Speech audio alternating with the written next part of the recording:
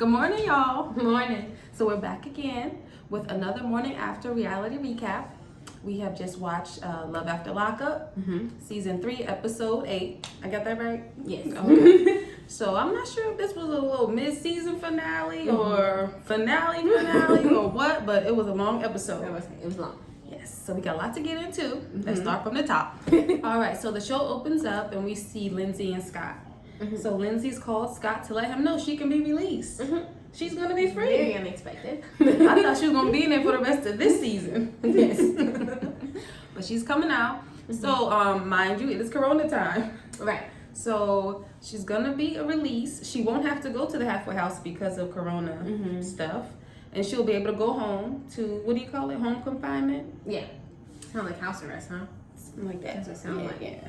But I was thinking maybe she just got released because of Corona. I'm thinking, Like, I feel like a lot of, like, that's a thing now because of Corona. They're not trying to have so many people in, or they're trying to, people who are, well, that worked out for her. She skipped the halfway house and she go home. Sounds good. Well, I think it works out. I was about to say. We'll get back to that. But it is sad, though, that with Corona, we have these, what do you call them, quarantine times that she has to go through. So because of her traveling, she would have to stay away from people for 14 days. So this is stopping her from seeing her daughter. Right. And it's like, you're so close. Right. Like, you released, you're ready to see your loved ones, and you still can't because it's during COVID. Yeah. So that was unfortunate. So next we visit Destinie and Sean. And so we see Destinie coming back to the house from being declined. From his card being declined. Not her card, but his card. And she's mad about it. Now he's not overly concerned about this. And I never even thought about the fact that the reason was issuer turned off the card or whatever they call it. Like cancel the card, issue or cancel the card. Like until she said, I was like, oh, that does sound a little purposely. Yeah. So I'm not sure if that was, a possibility or if that's what had happened. That's what it was. But he acted like that wasn't the case. And it should have been a $3,000 limit, right? Is what they said. Right. So she's mad about that. But then when he tried to go into, well, I couldn't call the bank. Ooh, but then you had the card. But then my phone messed up. My phone jacked up. I only go through the app. I don't got the number. You got the card. He had something very strange. I'm like, if you stuck with one, it might have been believable, but you kept jumping around. And she was on it too. So why you ain't do that? You called me 20 times a day and you couldn't. Oh, yes, indeed. Okay, so in this conversation, somehow they get on to when they were talking in the beginning that they were both talking to other people, is what he says. Right. Now, in that, she was talking to other people too, it sounds like, right? But when he says he was talking to someone else, she acts like she was never privy to this information. Right. He says he told her. She says, no, you didn't. Again, this would be another lie. Right. Another strike on his side because he been lying. But then she lying too. It's like, girl, you still trying to talk to people. They both got issues. Yes. She was trying to talk to somebody that day. Right. In your mind. About something that happened in the past. In this, while they're discussing who they were talking to, he has not disclosed to her that person was his baby mother of all those years. She thinks it's been 7 years since they've been back together. But he says it was a year ago, right? Because then when they show him in their little family picture with his kids, he's holding a baby. And I'm like, this picture must not be in his house. But then I'm like, she's never asked, I guess, how old the youngest. She's not concerned about his family to me. Well, right. I got a lot to say about that, but I'll touch on it a little bit.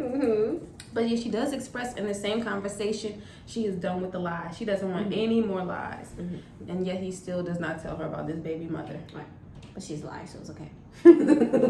Fair enough. All right, so the next scene, we get to Christiana and John, is it right?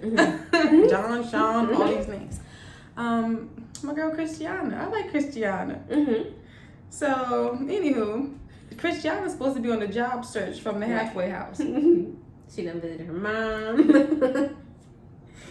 I feel like you should be able to visit people, huh? Have certain times to see family or something. Well, it seems like they may have levels. She's not there yet? Right. Okay. Well, because of what happens afterwards, I'm like, okay, clearly there's levels to this, and she's just not right. Maybe it's a lot of time to do such and such. I don't know. But anywho, her and John concocted a plan. They thought they had something going on where they could go to certain places, get an application, right, sit down and have a meal, get some extra time in. I guess, like, technically, she was. She did ask for the app. She was hunting. Yes. So they go to a restaurant. They sit down. She asks for application. She does. She wasn't lying. Exactly. Then she asked for her meals. Like, no. She didn't get that far. So here she sit down, and then here comes somebody from the halfway house. Come on, let's go.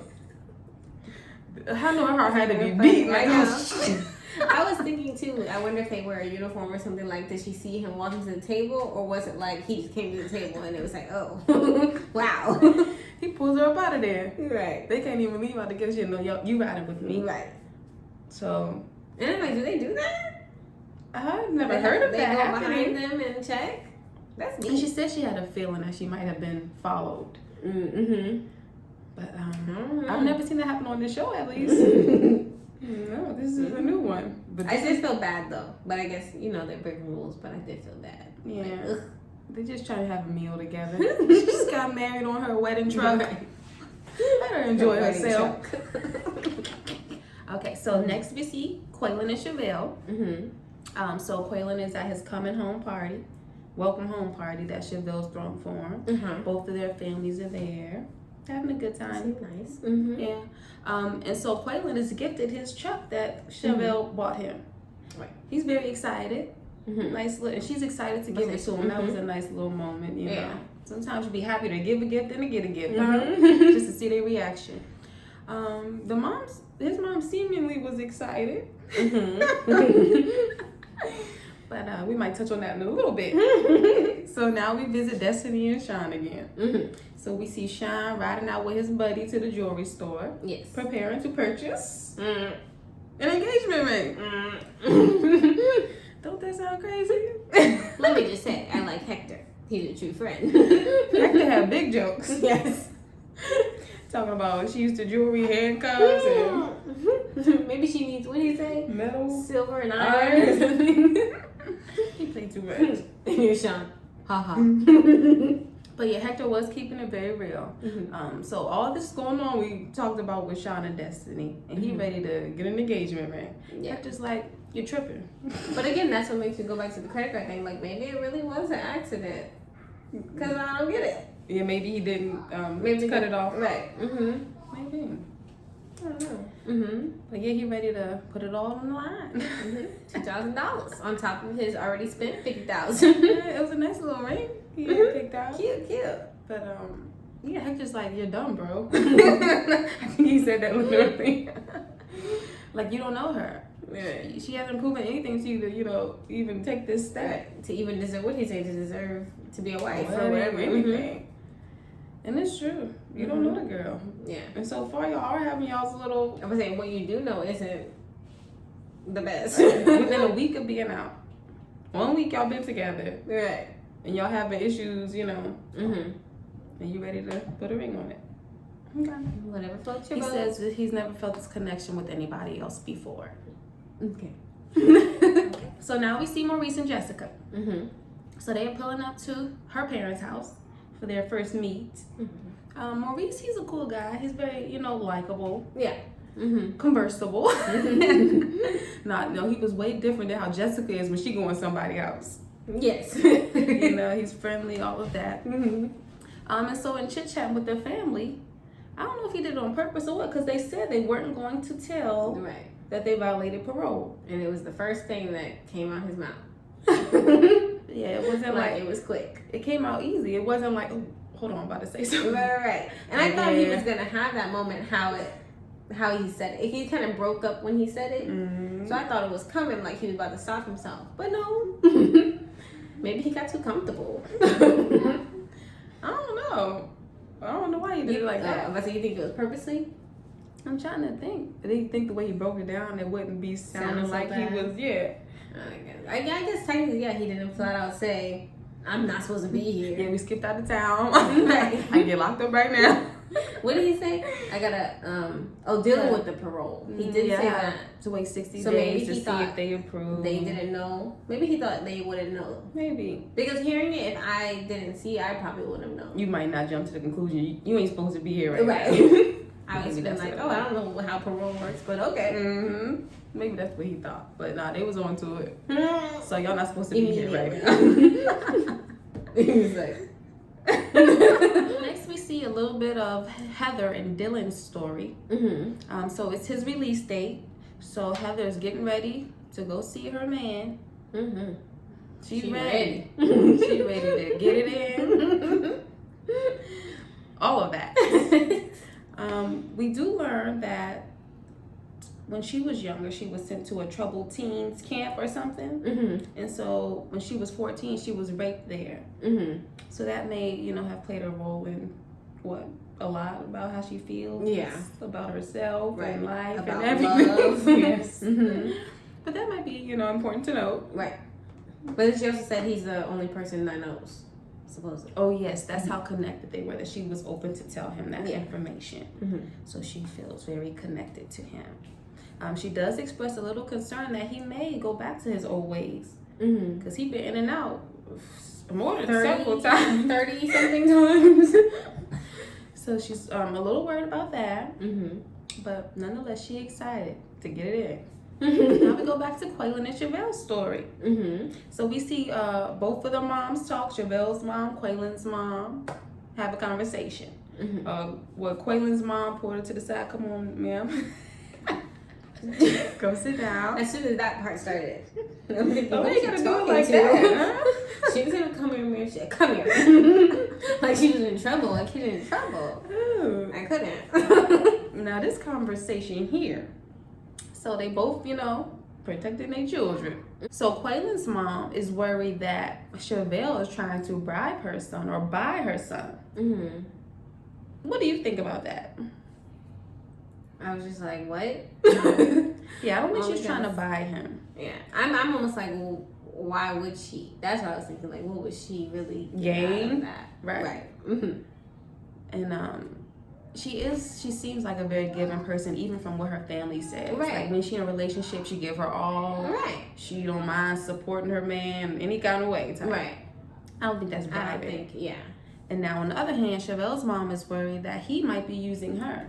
And part of me was like, I wonder if she's really worried or she was just saying that because what she was saying. Because she didn't even approach it that way. But it was like as she kept pushing on her daughter, she was like, yeah. I feel like she felt like all of us, like, that doesn't make sense. But he could. What about the possibility of him using her and her big heart? Right. So, yeah, I don't know why Quaylin's mom did it like that. But basically, they agreed to disagree and step away, which is probably the best thing that could have happened. Because Quaylin's mom, clearly, she's not going to change her mind. Right. She cannot be swayed. Okay, and then very briefly, we see Quaylin and Chevelle's cousin, who we've been seeing express his concern about this relationship. They finally get a chance to talk a little bit. Yeah. And so, the cousin, I guess, expresses how he feels like he might be like the other guys in her life who have used her and taken advantage of her kindness. Right. And Quaylin's like, no, that's not me. Right. And then I feel bad because it's like, what more can you do? You gotta wait and see is the most you can do. That's all you can do. You don't have any history to go off because I'm just getting out. And then it's like, sure, I can sit here and feed you what you want to hear type of thing, but in the day, Quaylin's not that guy. Actions speak louder than words. So next we see Shonda and Tyrese's story. So Shonda is out. He has to get her to the bus station because she has to be on the way to Kansas to go to the halfway house. Right. So he doesn't get to, do anything much with her. But he says he's okay with that. After all that talk he had before. About that now booty. He's okay. I'm okay. That body eye. I get to the body eye. I'm glad I'm just getting to know her, We can take it slow. But so as she getting on the bus, I didn't know that she didn't forget to get that cash. Yes. Where's the money? And he's happy to give it to her. He says, I'm here for security, stability. I'm happy to make her happy. And the cameraman being all nosy. After he steps away. What do you need the money for? Clothes, hygiene. Which is kind of true. If you're going to halfway house, I feel like they probably provide some stuff, considering they know you just got out and not everybody has support. Yeah, I'm sure they have. I would think stuff. They have stuff. But I'm sure she said since he's here, providing. Let me get this cash up off you. Also, she does say, now that she's out, it kind of feels a little weird that she's, I guess, the age difference between them, and that she's like the same age of his youngest son. And I guess it does make me think about how sometimes, like, when you do see somebody in person, it could be different than, when you're always, like, not in person. You know what I'm saying? Right. So it's like, she might be feeling a little different now that this is you. I don't know. That just made me think about that. But then I guess there's also a difference of being out in the world. Like, you got options now compared to this. She had options. She had her, 8, 9? Options anyway, you're right. So now we get back to Heather and Dylan. So he's released. They have a nice little reunion. She's so excited. Shaking that ass. Oh, can't say that. And so a little background. He lets us know that they've had, like, minimal interaction since they met. I thought they was kicking it like that in the 3 weeks or something that they knew each other. Right. But he says no. That's not really what it was. And I feel like he said soon after she had got the first tattoo of his name, right? Right. Something like the first time she came to visit or something like that. But yes. Which would have been pretty early on. Yes. Something about Dylan's here. What? This is Dylan's? It was a little more classier than that. But yes. To sum it up. It was something along those lines. So she has that one. Then he says she got her name in Chinese. His name in Chinese. And then his name in Arabic. Something right, y'all. So he says it's like borderline obsessive, her behavior. I think he's right in saying that. Yes. It's something to be like, hold on. And I called it last episode, the way she talks, she sounds like she is that type. A little crazy. Yeah. I guess it's a good thing he knows. He know what he getting into. If he's prepared, go all in. So now we get back to Tyrese and Shonda's story. So Shonda has gotten on the bus to go to Kansas, and Tyrese is back home. And he realized she hasn't called. She was supposed to call him. He calls her. She doesn't answer. But he says, it's okay. I'm not worried. Maybe something happened. Or he has faith in his Shonda. And so his son comes by to talk to him, little Ty. And I must say, Tyrese is always defensive when it comes to Shonda, even if they're approaching him in like a cool kind of way. Right. Like, don't tell me about Shonda. But I guess maybe because he knows it's easy to have that. There's a lot that could be said. Right. Pretty much, yes. So he should be understanding of that, I feel, instead of being defensive. Excuse me, he's thinking, I'm in it, so leave me alone. I know. Did you give her any money when you left? Yes, he said, $2 million. And that means stay up my business. Tyrese. He's like, okay. He was all cool when he said it. Here go daddy doing all that. Okay, so now we visit Lindsey and Scott again. And so this is her release date. He's on her way to pick her up. Now he couldn't get the limo this time, unfortunately.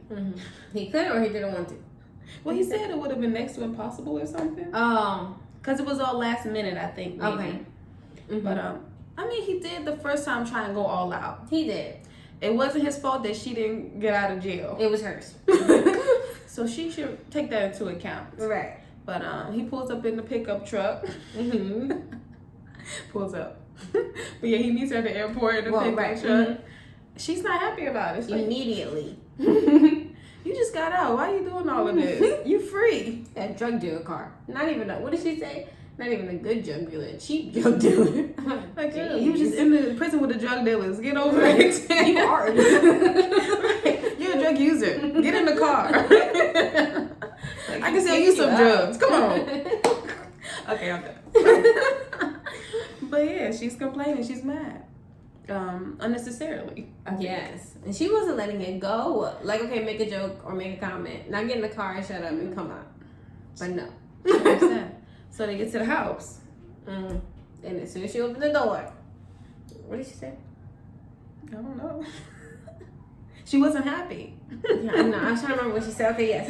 No, while in jail, she was sending him all these pictures of what she wanted, how she wanted it to be renovated and everything. Remember, he hired the lady to do renovations and stuff. Right. And he seemed like he tried to start, and he showed her, like, you know, it almost looks like it. They showed the picture, and he's like, what did she say? Almost, or something like that. And I'm thinking, like, yeah, it actually looks like the picture minus, like, some drawers. She was just too much. Yeah, so, like, the house wasn't exactly what you wanted. Mm-hmm. But you're out of jail. He has a house for you here to live in. And it's not like It's not like he over in Compton. Right. You know, the couches with the roaches. In the cousin house. This is your space, your place. So we're back to Chevelle and Quaylen again. Mm-hmm. We're going all over, huh? This is a long episode.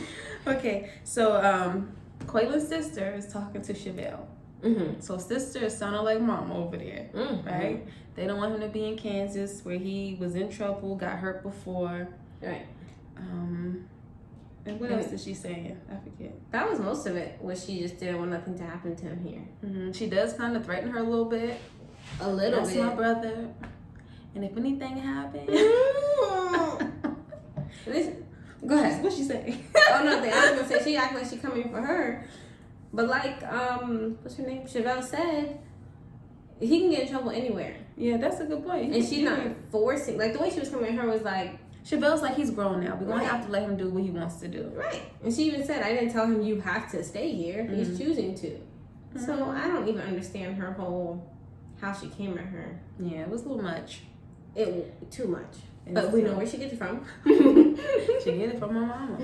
And the sister, after she does that little threat thing, Chevelle kind of just walks away. And I think that was probably the best choice. I was wondering, like, what's she gonna say to this? Right. She just turned, let me get out of here. Probably the best choice. And we see where she got it from. You know? Give me five. You just noticed something.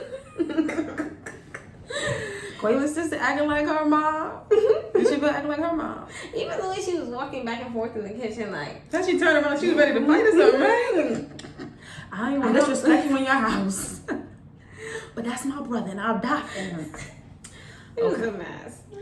Too much. So then shoots to Quaylen and Cuz. Mm-hmm. And so Cuz still going in, same old. I think Quaylen handled himself very well. Because a lot of men would have a limit, and they'd be at a point where, like, all right, get on my face. I'm not talking to you no more. Right, you're doing too much. But he even said he never got to that point. He's testing me, so I'm just going to let him do what he want to do. He has some patience. I don't know if it was a prison time or what, but probably he handled that very well. And he even said it was hurtful, and I felt bad for him. Like, I'm sure it has to be hurtful if you're trying to be true and then people questioning you, but there's not much you can do. And at some point he did mention, like, I don't know, was it in that part where, like, throughout the party... No, that might have been a little... Oh, later? Oh, no, you're right. Okay. Throughout the party, he could see, like, some people were being standoffish, some people treating him some type of way, and I'm like, oh, yeah, that sucks. He's such a fair kind of guy where he can see both sides, because he's like, I understand this is her family. They want to protect her and make sure she's not hurt. But then he has his point of view as well. Right, which is, I'm trying. I like Chevelle and Quaylen. And that's what Quaylen ended up saying to the cousin. You know, I'm going to just have to show you. You're going to see. It's nothing more you can really say. You just wanted to see. And even when he brought up the daughter, he was very just like, well, I'm here. That's all he could do is, I'm here. So we going to see. All right, so now we're back on Lindsey and Scott again. She's not happy with the house. She feels like she knows she came home kind of unexpectedly, but more could have been done. She said, I thought I was maybe going to have to paint a wall, put some last pieces of furniture in. Right. Some of the shots, they do act like, you know, this place is horrible. And the way she was making it seem, I mean, she made it was dirty. It was I know, but then in one part they showed the floor looking clean. Did you see that part when she walked through that room? Wood floor? Like, so I guess there's certain areas of the house, maybe where they are working on, that's a little grimy. Right. But she not having it. She said she was living better in prison. She was living cleaner in prison. I don't know how he was just sitting there calm, letting her say these things. Woo! Yes, indeed. What else she said? And then it was kind of like, I guess, I don't know. I just kept thinking, you're home. Like, okay, if anything, help him. If you want to do that, right, to keep moving forward. But he even said it was stressful, it was this, it was that. I'm pretty sure he had a lot on his mind dealing with you And you just rude. She like, I'm not gonna be a maid. I can clean a little bit, but I'm not gonna be a maid. She also says, this is a red flag for her. The car, I think, in the house is her red flag. Like, she got a right to have a red flag. Right. He the one who should be having a red flag. Right. When you acting like got this. nerve. You might be just using him for his money, which it might seem like a little bit. Because she like, was this the right decision? To me, I'm thinking she's like, was this the right guy to pick? Right, that's exactly what it was. And she said it. I had men before, rich men. What did she say? Older rich men, whatever she said. But she had had her options. She was just disrespectful. He does say at one point though, when she's talking about everything, like, you was in a cage. Why aren't you? You know, this is the house you. It's true. You was just in jail. You're free. You have a home. Like, how are you complaining? And it's not like he's saying, I'm not going to do it, or it can't be done. It's just not done right now. Right. And then you have these magazine pictures. Girl, get out of here. Yes, indeed. This is not HGTV. She's. And then when she started, is this it? She started throwing her hissy fit? Yes. Her little hissy fit. Wait, is it? Oh. I think so. Yeah, she's really upset. Yes. Pulling her hair, whatever she was doing. The most.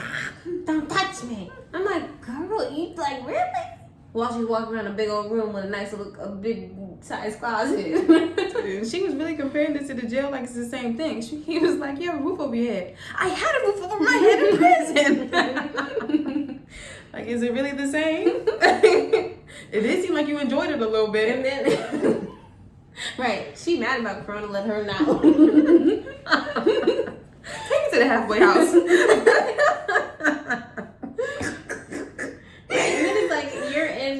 I guess her thing was she's in home confinement anyway, but I'm like, right, compared to when you would have been at the halfway house or whatever. Talking about she can't walk with nose floors. You was just in jail with everybody feet on the shower. Nah, you got your shower shoes. But is it really that bad? Boy, off the floor then so you can walk on the floor with your feet. Right. Something. And then when he slammed the door on her, I'm like, well, there you go, you're back in jail. Stay in your box. Ooh, since that's what you want. She's nice. Okay, we not talking about you. Okay, so Destinie's, all I can think is she's a trip. She done came in, she had her shopping spree, bought all her Victoria's Secret stuff, got her some J's, some Jordans. She doesn't even care that, like, she's spending all this man money. She's like, who cares? It's okay. It doesn't matter. And he's like, you spent this, you spent going down this thing. Okay. And if you see, he said for them to take care of me. 200 here, 200 there, 200 here. I'm like, dang. Okay. And she feels so entitled to it. Again, it just reminds me that she don't even care that he got kids. Right. Now you know he has 6 kids. Right. No matter how much money somebody has, if they got 6 kids, you should be a little cautious. Maybe ask like, what's the budget? What do you have to spend on them? How much is there allotted for this extra? She does not care. Or what's my budget? Because she's just unlimited, clearly, in her head. And she really feels that's okay. You said you would take care of me and get me whatever I wanted. I wonder why he doesn't say it. Well, what about my kids? Maybe that's what's wrong with him. Oh. But he does, well, he does mention, like, you know, I do take care of my kids. I can't take care of my kids, or whatever he says. Like, he's mentioned it a few times throughout the episode. So, I don't know. I don't know. What does he do? They said general manager. Maybe of that auto place. Well, he was, okay, right, at the car shop. But I don't like that. I don't like that. Yeah. So anywho, we see Sean, right? He's on the deck. Is it the deck? I don't know. Out back. He out back talking to his baby moms. Well, your girl Destinie, she peep outside and sees this going on. She can hear that the baby mother's like, you know, why you gotta hang up with me when he trying to get off the phone? Right. Now, Destinie's mad. I was a little confused as to, does she expect them to like only speak at certain times or what? But she mad they're communicating. She feels it's not about the kids that they're talking about. Right. But my thing was, you didn't even know that. Like, you didn't even try and clarify that or hear, like, she didn't hear nothing to confirm, like, they're not talking about the kids right. Well, so it seems like she kind of don't want them to talk at all, really. Right. But she's mad about this. Mm-hmm. She's like, this is it. This is done. Right? Mm-hmm. Give me my plane ticket. But of course he's like, you $50,000. You gotta stay right. I'm not giving you no plane ticket. Yes, because she probably would, especially if she's mad. Right. She probably would try not to show up to the court. Just to be petty. Because she probably don't care that darn much. Shoot, all the women in the prison.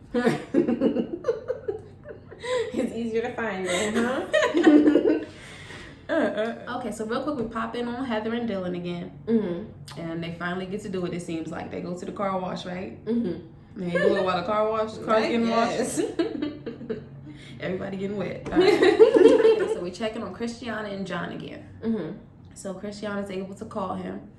And I guess you did get some, what type of, what's the word, punishment, I guess? Right. Mm-hmm. She gets a ticket. Now, I'm not exactly sure what a ticket means, but I guess she has to pay money. And I feel like it may make her time in the halfway house longer, but I could be wrong. And she's a little stressed about it, but she is appreciative of having him there through all of this. Yeah. I like Christiana. I feel like she's a genuine person. I feel like she wants to try. Right. Now, whether drugs or whatever else might get in the way, right. Like she, she's not a Destinie. Right. Or Lindsey. She's happy with her wedding truck. Right. Okay, so now we're back to Maurice and Jessica. Excuse me. So we hear Jessica's mom talk about Maurice. She seems a bit more open to their relationship. Right. She is concerned, along with the dad, that they would get into trouble because of the violation of parole. And they're concerned that Jessica could get herself into trouble. Right. Which is a fair concern, I would think, for your child. Is that a thing, though? I don't know. Oh. Like, are you aiding and abetting? Right. I don't know. But she's more open. And so we see her dad and Maurice talking out back. Yeah. And so the dad does have a stern little talk with him. But Maurice is super receptive, which was great. Yeah. I was thinking this could go left. But he handled it very well. And he's actually like appreciative of his conversation. Yeah. And has a respect for him. So they actually leave off on a great note. Yeah. Like he wants the best for Jessica and he might come to him for advice, all of that. He did that right. He was talking good. Now it's just if they're gonna actually, if he's gonna go back, if they're gonna go separate ways for a little bit or not. Yes, so Dad does say you should go back to Cali, let her stay here. I feel like if there's an issue there, then that's where the rift might be. Right. If he doesn't, And then I don't know, of course they had to play Maurice in the confession. And he said, he didn't say I got him where I want him, but that's how they, I feel like they kind of made it like that. Yeah, I feel like they cut it off of him saying, what did he say? He said something like I got you with her dad. Okay. Right. But I feel like he was just saying whatever he wanted to hear, like just to right. Okay. But I don't know if I believe that that's how he actually was saying it or went about. It sounded good. It did, but he seemed genuine. Like he didn't seem like he was just pulling things. But then I don't know. You never know. Because at one point when he was throwing out the typical, I didn't have a dad in my life. My mom did the best she could. It was either the jail or it's kind of like, what are you trying to pull on? But it sounded good, so we're going to see. So the episode ends with Destinie and Sean. So Destinie's mad. She's ready to go. She's done with him, his lies. Like, she don't got girlfriends, trying to date people, use this man for his money. I'm about to say, spend his money on the girls. Go to the casino, spin it up, don't care. She's ready to go. So he's trying to leave, though, right? He get in the car. Well, he has to go to work. He keeps saying, I gotta go to work. Okay. But he wasn't trying to leave it, with conflict. Okay. But he has to go to work. So why does she go after him, though? What was she trying to do? So it was very additive. But then I was guessing, I guess we kind of jumped from one part to another, but... I'm filling in. What I missed? Well, I'm just saying, because, they were arguing about it, whatever, about him and his baby mama. But I'm guessing when she got to the car and was beating him up, what did he say? He said something like, forget this show. after he got hit, right? Right. Mm-hmm. But I was thinking they must have done something to set it up, so she had to go talk to him or something. You know how they do on reality TV. Because, it didn't make sense. He was going to work. She wanted nothing to do with him. Right, so why would you even... And it literally, like, skipped to her just at the car type of thing. Okay. Like, the camera's there and her at the car. But then you could also see, like, I don't know if it was a producer, but someone in a brown jacket on the other side of the car. So I was like, they had to have either told him, like, don't leave yet, or had her go over there and ask him out. Because I was like, that's the most emotion I've ever seen from Mr. Sean.